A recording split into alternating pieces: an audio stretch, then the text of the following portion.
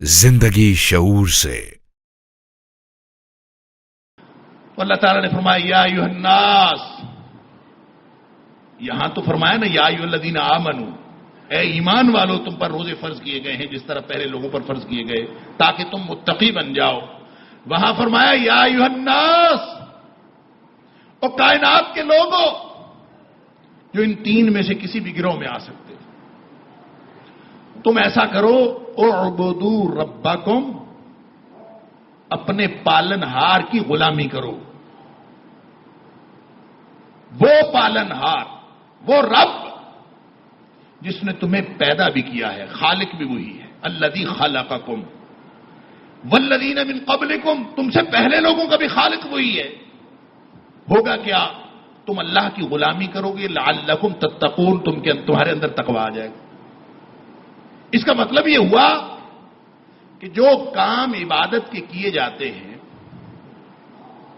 جتنی بھی عبادات ہیں، جتنے بھی معاملات ہیں، جتنے بھی فرائض ہیں، جتنی بھی سنتیں ہیں، جتنے بھی مستحبات ہیں، ان سب کا اصل مقصد یہ ہے کہ اس کے نتیجے میں انسان کے اندر تقوی آ جائے۔ اور تقوی کیا چیز ہے؟ سن لیجئے، لفظ تقوی وقا یقی سے ہے، اس کا مادہ ہے وقا یقی، اس کا معنی ہوتا ہے بچنا، اور اسی سے تقوی ہے۔ تقوی کا معنی ہو گیا بچنا بھی، اور تقوی کا معنی ہو گیا ڈرنا بھی۔ اس کا معنی ڈرنا بھی کیا جاتا ہے، یا ایھا الذین آمنوا اتقوا اللہ حق تقاتہ، اے ایمان والو اللہ سے ڈرو۔ یہ ڈر وہ نہیں ہے جس کو خوف دلانا کہتے ہیں، یہ خوف نہیں ہے، خوف کا لفظ عربی زبان میں الگ سے موجود ہے۔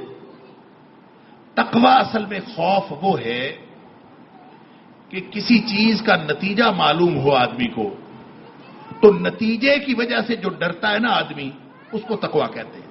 وہ بچنے کی کوشش کرتا ہے، جس سے آدمی ڈرتا ہے اس سے بچنے کی کوشش کرتا ہے۔ ہم سب لوگ ہر خطرناک چیز سے بچنے کی کوشش کرتے ہیں۔ بجلی کے تار ننگے ہوں، ہم کہتے ہیں او پیچھے ہٹ جاؤ، سب ڈرتے ہیں اس سے۔ اس کی شکل خوفناک نہیں ہوتی، نتیجہ برا ہوتا ہے۔ پانی گہرا ہو، ہم کہتے ہیں پیچھے ہٹ جاؤ، اس سے سب ڈرتے ہیں۔ یہ ڈر کسی شکل کو دیکھ کے نہیں ہے، کسی منظر کی خوفناکی کی وجہ سے نہیں ہے، بلکہ وہ اس کے نتیجے کی وجہ سے ہے۔ لہذا متقی وہ ہوتا ہے جس کو یہ معلوم ہو جائے کہ میں اگر کوئی غلطی کروں گا تو اس کا نتیجہ کیا ہوگا، اور میں اگر کوئی نیکی کروں گا تو اس کا نتیجہ کیا ہوگا۔ جو نتیجے کی وجہ سے ڈرنا شروع ہو جاتا ہے کہ اللہ مجھ سے کوئی چھوٹے سے چھوٹا ایسا کام سرزد نہ ہو جائے جو تیری ناراضگی کا باعث بن سکتا ہے۔ میں ہر وقت تیری ناراضگی سے بچنا چاہتا ہوں، اور میں ہر وقت وہ کام کرنا چاہتا ہوں جو تیری رضامندی کے کام ہوں۔ جو شخص یہ سوچ لے، اپنے اندر یہ احساس پیدا کر لے، وہ متقی ہے۔ اس دن سے وہ متقی ہے جب اس نے طے کر لیا کہ آج کے بعد میں کوئی کام اللہ کی ناراضگی کا نہیں کروں گا، آج کے بعد میں کوئی کام ایسا چھوڑوں گا نہیں جو اللہ کی رضامندی کا باعث بن سکتا ہے، اس میں مجھے اللہ کی خوشنودی مل سکتی ہے، اس بات میں میرا اللہ خوش ہو سکتا ہے، پھر وہ کسی بات سے پیچھے نہیں ہٹتا، تو وہ متقی ہے۔ عبادات کے نتیجے میں یہ کیسے ہوتا ہے؟ ساری عبادات گویا تقوی اس احساس کا نام ہے۔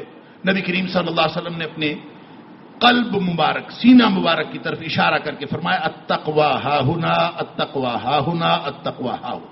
تقوی دل میں ہوتا ہے، ظاہراً نہیں نظر آتا۔ یہ دل میں کسی کے تقوی ہے کہ نہیں کچھ نہیں پتا۔ ہم اس کا ترجمہ یہ کرتے پرہیزگار، فلاں آدمی بڑا پرہیزگار ہے۔ پرہیزگار کون ہوتا ہے؟ جو اللہ کی ناراضگی کے کاموں سے بچتا ہے، اللہ کی رضامندی کے کام کرنے کی کوشش کرتا ہے، وہ پرہیزگار ہوتا ہے۔ لہذا پرہیزگار ترجمہ بھی ٹھیک ہے، ڈرنے والا بھی ترجمہ ٹھیک ہے، بچنے والا بھی ترجمہ ٹھیک ہے، لیکن یہ سارا کچھ عبادات کے نتیجے میں پیدا ہوتا ہے۔ کیا مطلب؟ کہ ہر عبادت اس کے اندر اللہ تعالیٰ نے ایک باطنی پہلو رکھا ہے کہ انسان کے قلب کی صفائی کرتا۔ نماز پڑھ کے آپ بیٹھے ہوں، آپ نماز پڑھنے سے پہلے اور نماز پڑھنے کے بعد اپنے دل کی کیفیت کا اندازہ کر لیں۔ بچے گپ شپ کر رہے ہوں گھر میں، ان کو کوئی بڑا بوڑھا جا کے نصیحت کر دے بچے گلے پڑنے کو آتے ہیں. کیوں؟ وہ کیفیت، دل کی وہ کیفیت جو گپ شپ اور دنیا کے کام اور کھیل تماشا کے نتیجے میں وجود پذیر ہوتی ہے، وہ کیفیت نصیحت قبول کرنے کے لیے تیار نہیں ہوتی. لیکن جب کوئی شخص، وہی بچے نماز پڑھ کے بیٹھے ہوں تو نماز پڑھ کے آپ ان کو جو مرضی نصیحت کریں وہ چپ کر کے سن لیتے.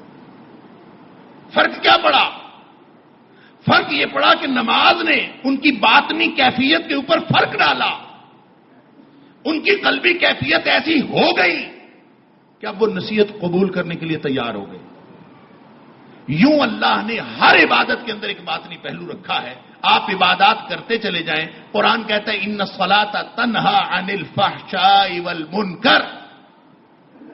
یہ ایک سسٹم بنایا ہے اللہ نے، ایک نظام بنایا ہے عبادات کا. تم نمازیں پڑھو گے، اس کے نتیجے میں تم برائیوں سے اور بے حیائیوں سے بچتے چلے جاؤ گے. گویا تمہارے اندر تقوی آتا چلا جائے گا.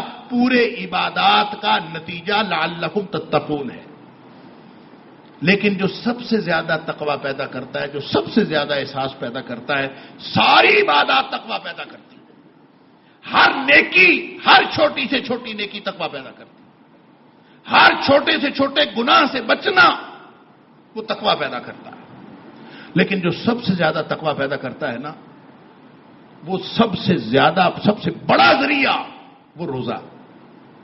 اس لیے اس کے لیے خاص طور پر فرمایا کہ روزے تمہارے اوپر فرض کیے گئے ہیں لعلکم تتقون، تاکہ تمہارے اندر تقوی آ جائے. تمہارے اندر یہ احساس، تمہاری قلبی کیفیات وہ بہتر ہو جائیں.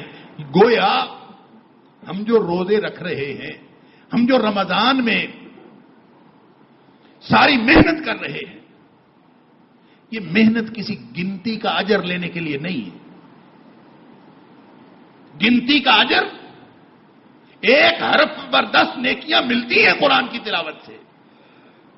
اور نبی کریم صلی اللہ علیہ وسلم فرمایا الف لام میم کو پڑھتا ہے 30 نیکیاں اس پر.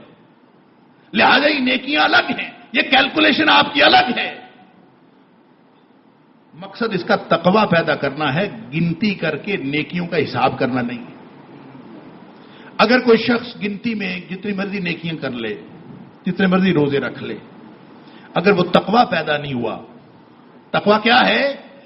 برائی سے بچنا، نیکی کا شوق کرنا، اللہ کی ناراضگی کے ہر کام سے بچنا، اور اللہ کی رضامندی کا ہر کام کرنے کی کوشش کرنا. اگر دل اس تڑپ اور اس احساس میں مبتلا نہیں ہوا تو اس کا مطلب ہے تقوی نہیں آیا دل.